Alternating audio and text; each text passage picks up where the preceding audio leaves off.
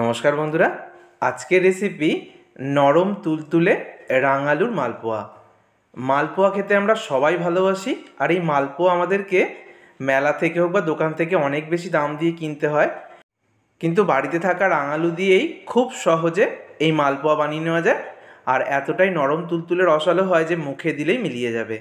রেসিপিটার জন্য এখানে 4টে আমি রাঙালু নিয়েছি। রাঙালুর খোসা ছাড়িয়ে খুব ভালো করে জল দিয়ে ধুয়ে নেব।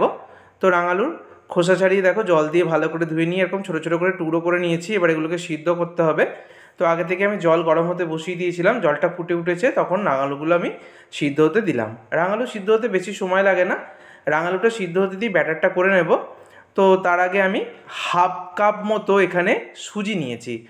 বড় দানা হোক বা ছোটো দানা, সুজিটাকে কিন্তু মিক্সার জারের মধ্যে গুঁড়ো করে নেবে।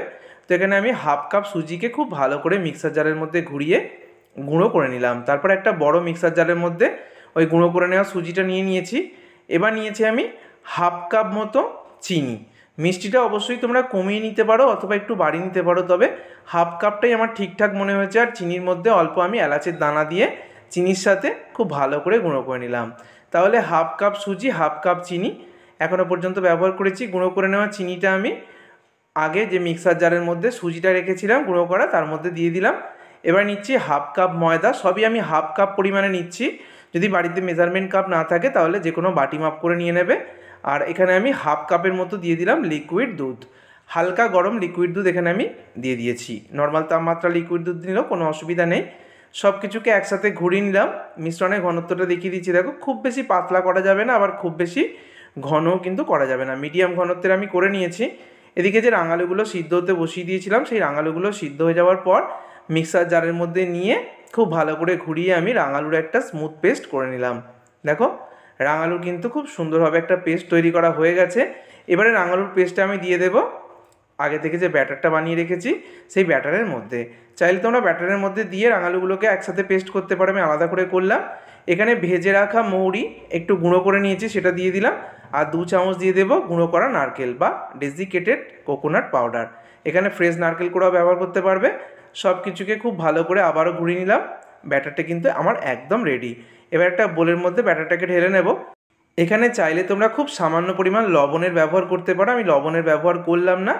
আবার একটু খাবার সোডাও দিতে পারো, আমি সেটাও দিলাম না।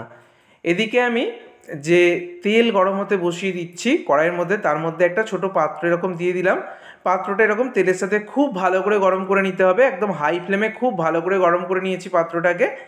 খুব ভালো করে গরম করে নেওয়ার পর এবার এই পাত্রের মধ্যে আমি অল্প ব্যাটার দিয়ে ব্যাটারটাকে একটু চাড়িয়ে নিয়ে এবার এটাকে ভাজতে দিয়ে দিলাম। এইভাবে একটা পাত্রের মধ্যে দিয়ে ভাজলে কিন্তু প্রত্যেকটা মালপোয়া একই শেপের হবে আর গোল গোল হবে। তো এই ট্রিক্সটা ফলো করে বন্ধুরা মালপোয়াগুলো কিন্তু একদম পারফেক্ট হবে। দেখো পাত্রটা থেকে আপনি আপনি ছেড়ে দিয়েছে। তারপর এইভাবে উল্টে পাল্টে এটাকে ভেজে নিতে হবে। এতটাই বলের মতো গোল গোল ফুলকো ফুলকো হয়েছে যে দেখো একদম বলের মতো ঘুরে যাচ্ছে। ছান্তা দিয়ে চেপেই আমি এটাকে ভেজে নিচ্ছি। দুটো পিঠ লালচে ব্রাউন করে ভেজে আমি তুলে নেব। পাত্রটাকে তেলের মধ্যে খুব ভালো করে কিন্তু গরম করে নিতে হবে, তা না হলে কী হবে ব্যাটারটা লেগে যেতে পারে। প্রথমে একটা দুটোর ক্ষেত্রে সমস্যা হতে পারে, তাই পাত্রটাকে যদি তেলের সঙ্গে খুব ভালো করে গরম করে নেওয়া যায় তাহলে কিন্তু প্রথমটা থেকে একদম পারফেক্ট হবে। যেমনটা দেখতে পাচ্ছ খুব সহজেই ছেড়ে দেবে। আরও একটা আমি ভেজে দেখিয়ে দিচ্ছি। তো ছান্তার ওপরে পাত্রটাকে রেখে ওপর থেকে একটু হাতায় করে ব্যাটার দিয়ে ব্যাটারটাকে খুব ভালো করে ছড়িয়ে দিচ্ছি। আর মালপোয়া ভাজার সময় গ্যাসের ফ্লেমটাকে মিডিয়ামে বা লো টু মিডিয়ামে রেখে ভাজবে, তাহলে কিন্তু মালপোয়াগুলো একটু সময় নিয়ে ভাজলে ভেতর পর্যন্ত পারফেক্টলি ভাজা হবে। দেখো অটোমেটিক বা আপনা আপনি কিন্তু ওই পাত্রটা ছেড়ে দিচ্ছে। তো যদি পাত্রটাকে তেলের সাথে প্রথমেই খুব ভালো করে গরম করে নেওয়া যায় তাহলে কিন্তু এই সমস্যাটা হবে না। তো আপনা আপনি ভেসে উঠবে। আর দেখো একদম বলের মতো ফুলকো ফুলকো হচ্ছে, প্রত্যেকটা এক শেপের হচ্ছে। তারপর গোল্ডেন ব্রাউন করে ভেজে আমি তুলে নেব। প্রত্যেকটা মালপোয়া একই শেপের হবে আর একদম ফুলকো ফুলকো হবে। মালপোয়াগুলো ভেজে তুলে নেওয়ার পর শুকনো শুকনোও খেতে পারো তোমরা, ওপর থেকে এরকম অল্প চিনির শিরা ছড়িয়ে।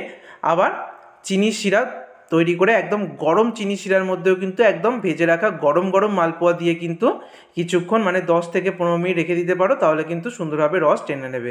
আবারও বলছি তোমরা শুকনো মালপোয়া ভেজেও খেতে পারো, ওপর থেকে অল্প চিনির রস ছড়িয়ে, অথবা একদম শুকনোও খাওয়া যায়। আবার মালপোয়া একদম গরম গরম ভেজে এরকম চিনি শিরার মধ্যে দিয়ে কিছুক্ষণ রেখেও কিন্তু একদম নরম তুলতুলে করে বানিয়ে নিতে পারো।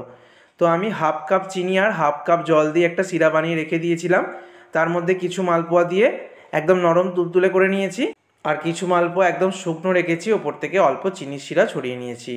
এইভাবে তোমরাও রাঙালু দিয়ে বানিয়ে নিতে পারবে একদম দুর্দান্ত স্বাদের, মুখে লেগে থাকার মতো মালপোয়া। খেতে হয় একদম মিষ্টির দোকান বা মেলার দোকানের মতো। দেখো ভিতর পর্যন্ত একদম রস ঢুকে গিয়েছে, আমি ভেঙে দেখিয়ে দিচ্ছি।